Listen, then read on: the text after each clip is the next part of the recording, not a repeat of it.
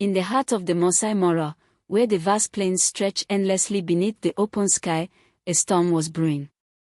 Nola, daughter of the village elder, wandered too far from home, caught in a sudden downpour. The wind howled through the tall grass, and lightning split the darkened sky. She was alone, her vibrant red shuka soaked, her sandals sinking into the wet earth. But from the shadows emerged Munyao, a man not from her tribe, but a stranger with eyes as wild as the storm. He rushed to her side, his earth-toned clothing clinging to his strong frame, and together they sought shelter under an acacia tree. As thunder rumbled in the distance, something powerful stirred between them, a connection forged in the fury of nature.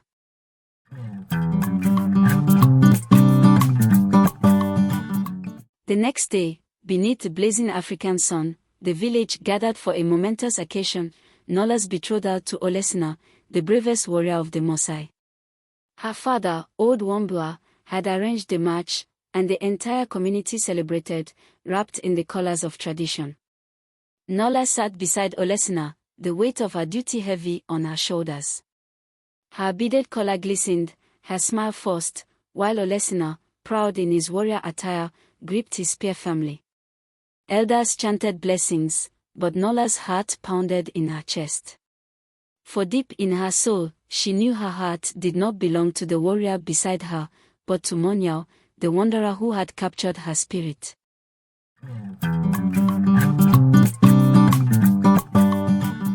Under the vast purple-orange sky, where the last rays of the sun kissed the horizon, Nola slipped away from the village. She made her way to their secret place, where the great acacia tree stood like a silent guardian. There, Munyao waited. His eyes softened as she approached, and in that moment, under the fading light, time seemed to stand still. "I cannot go on like this," she whispered, her voice breaking. But Munyao only took her hand, his touch as gentle as the breeze, and they stood in silence, knowing the truth that bound them would soon tear their world apart.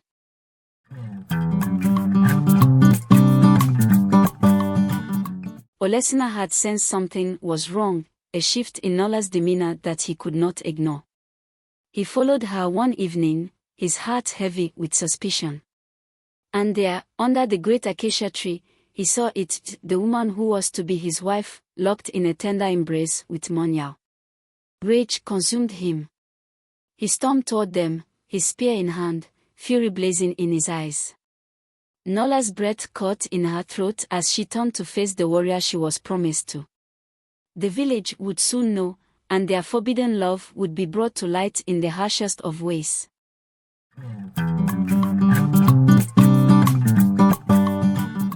With the weight of the world on her shoulders, Nola climbed the hill at dawn. The savannah spread out before her, bathed in the soft pink light of the rising sun. She stood alone, the wind tugging at her red shuka, her thoughts as turbulent as the storm that had once brought her and Munyao together. In the distance, she could see the shadows of both men, Olesina, the man her family chose, and Munyao, the man her heart chose. She knew her decision would define not only her future, but the legacy of her family.